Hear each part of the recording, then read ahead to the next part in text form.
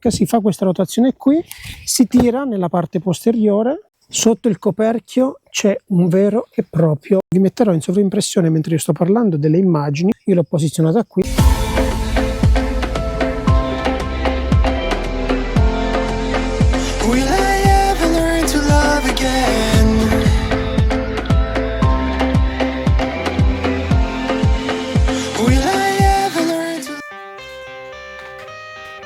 Ragazzi, buongiorno, bentornati o benvenuti sul canale. Oggi sono qui per parlarvi dell'ultimo prodotto Lone Rider Moto Painters, borse completamente in alluminio di estrema qualità, in linea con tutti i prodotti Lone Rider. Se qualcuno di voi ha un prodotto Lone Rider sa a cosa mi sto riferendo, che voi comprate una mini bag o un mini tank o un qualsiasi altro prodotto di Lone Rider, il minimo comune denominatore è assolutamente qualità, attenzione ai dettagli e materiali estremamente performanti.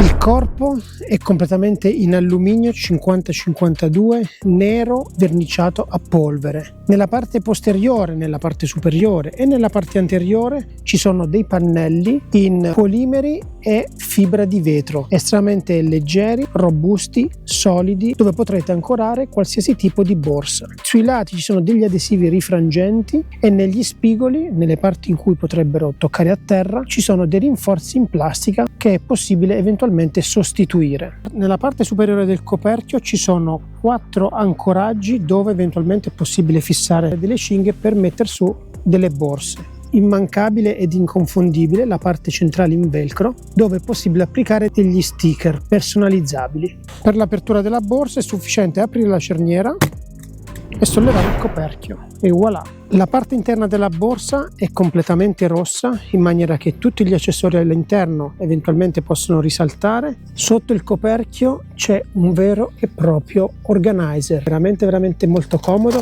Ovviamente tutto quanto personalizzabile, si possono mettere come e dove si vuole determinati accessori. Qui magari è possibile mettere un coltellino svizzero, qui è possibile mettere degli altri accessori. All'interno di questa bustina ad esempio è possibile mettere un kit di pronto soccorso. Qualsiasi piccolo oggetto voi potete avere all'interno della borsa è possibile riporlo anche in queste bustine. Questa è una bustina traforata dove ad esempio voi potete riporre oggetti abbastanza piccoli e leggeri. Ovviamente su questi pannelli c'è sempre la solita struttura a molle che ci permette di ancorare ulteriormente altri oggetti. Questo organizer è tenuto ancorato al coperchio da 4 elastici, quindi si può rimuovere tranquillamente senza nessun tipo di problemi. Qui c'è un velcro, si rimuove il velcro e si rimuove completamente tutto quanto l'organizer. Il coperchio è tenuto su da questi 2 laccetti che quando richiudete il coperchio è impossibile che vi restino all'interno delle cerniere. Ovviamente il coperchio si può aprire sia in un senso che nell'altro,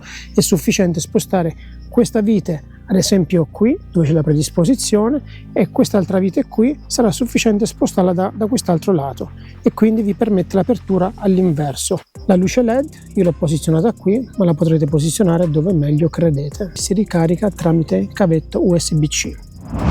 Ovviamente sul coperchio c'è la guarnizione, da quest'altra parte c'è un bordo fatto a sbalzo in maniera da permettere la chiusura e impedire l'entrata dell'acqua. Per quel che riguarda la chiusura della borsa sarà sufficiente fare una piccola pressione e voilà, la chiusura è estremamente solida, come solida è tutta la struttura della borsa.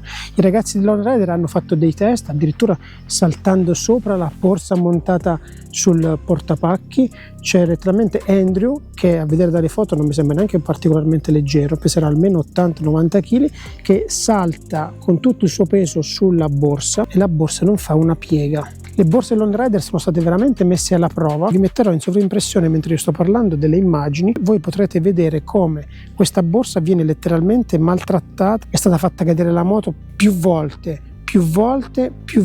e ancora. La borsa è stata lanciata mentre il ragazzo andava in moto, non si è minimamente deformata, si è presa la borsa e si è rimessa tranquillamente sul rack senza nessun tipo di problemi.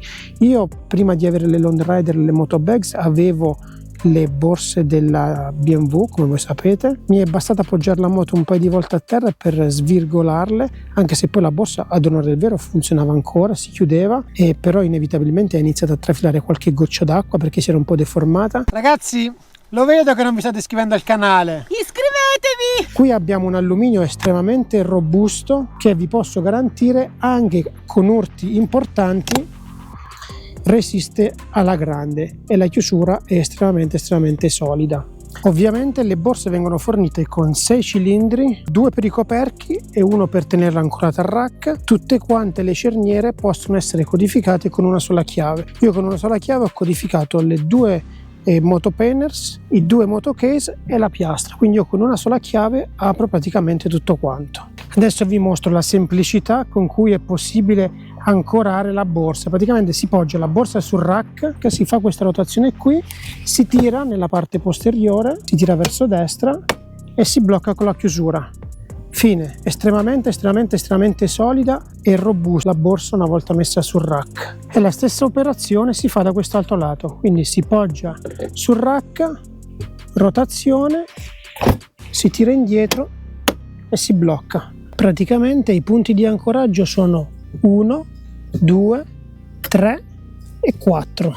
Questa qui è il lato dello scarico, che ovviamente è sagomata. Qui è dove va ad incastarsi la parte posteriore del telaio, qui è la parte bassa del telaio e qui praticamente si va a chiudere con la serratura. Non l'ho ancora detto, ma la capacità di carico di queste borse sono 34 e 37 litri. 37 litri la borsa di sinistra, dove non è presente lo scarico, 34 litri quella sagomata dove è presente lo scarico. Cosa è compreso all'interno del kit delle moto painters? Allora, sono compresi degli adesivi rifrangenti, ovviamente il rosso andrà nella parte posteriore, il bianco nella parte anteriore, e poi ci sono una serie di questi adesivi gialli che potreste mettere nella parte laterale. Io non le ho usate per ora, ma non è escluso che le usi. Ci sono anche questi più piccolini, se volete usare questi per i lati posteriore e anteriore piuttosto che per quelli laterali. Poi ci sono questi tappini che è possibile utilizzare nel caso in cui qualcuno di voi volesse togliere questi pannelli dove è possibile ancorare le borse. Per evitare di lasciare il buco ci sono questi tappi da utilizzare per chiudere appunto i fori dove sono le viti. C'è una confezione di frena filetto che può essere utilizzata per stringere le eventuali viti che tengono le borse, e ci sono queste 3 chiavi che servono appunto a regolare eventualmente il serraggio delle viti stesse. C'è una 10 fissa a crick rigorosamente di estrema qualità, una chiave Torx e una chiave sempre 10 che può essere usata in questa maniera qui, sia da un verso che dall'altro. Immancabile la borsa interna, una borsa completamente stagna, del litraggio a seconda della borsa, 34 piuttosto che 37, dove potete riporre i vostri abiti, i vostri indumenti, il vostro vestiario. Una volta che arrivate a destinazione potrete banalmente prendere la borsa, portarla in camera piuttosto che in tenda e lasciare le borse chiuse direttamente sul mezzo. Non ho ancora avuto modo di vedere se entra acqua all'interno delle moto painters, ma calcolando che nelle moto bags non è mai entrata acqua, le borse interne della moto bags ce le ho ancora intonse, dubito fortemente che l'acqua possa entrare in questo, ma se mai dovesse essere ci sono sempre queste borse che assicurano una tenuta all'acqua al 100%. Credo di avervi detto tutto relativamente a questo prodotto e spero che questa recensione vi possa in qualche maniera esservi utile o comunque aver fugato i vostri dubbi. Per quel che riguarda la compatibilità di queste borse, sul sito di Lone Rider trovate tutte le specifiche. Per chi è possessore di un 1200 come me o di un 1250, vi dico già che queste borse montano perfettamente sui telai originali BMW, quindi non dovete fare nessun tipo di modifica. In descrizione vi lascio un link relativamente al sito di Lone Rider. Se voi doveste acquistare da quel link, Lone Rider mi riconoscerà una piccola commissione per il lavoro che sto facendo adesso per loro. Per voi il prezzo non cambierà sia che utilizzate quel link sia che non utilizzate quel link. La scelta di Lone Rider per ora è di non avere rivenditori e di non avere codici sconto, quindi se voi volete comprare Lone Rider potete usufruire solo del loro sito. Quindi se mai doveste utilizzare quel link che c'è in descrizione, non farete altro che supportare il lavoro che sto facendo io adesso per loro e per voi. Come sempre la mia politica è quella di non chiedere soldi a nessuno, e anche in questo caso, se voi doveste mai utilizzare quel link, a pagarmi non sarete voi, ma sarà Lone Rider. Vi ringrazio se siete arrivati fin qui. Se l'avete ancora fatto, l'invito è sempre lo stesso: iscrivetevi al canale, è gratis, a voi non costa nulla e per noi è tanta motivazione. Ciao e al prossimo video.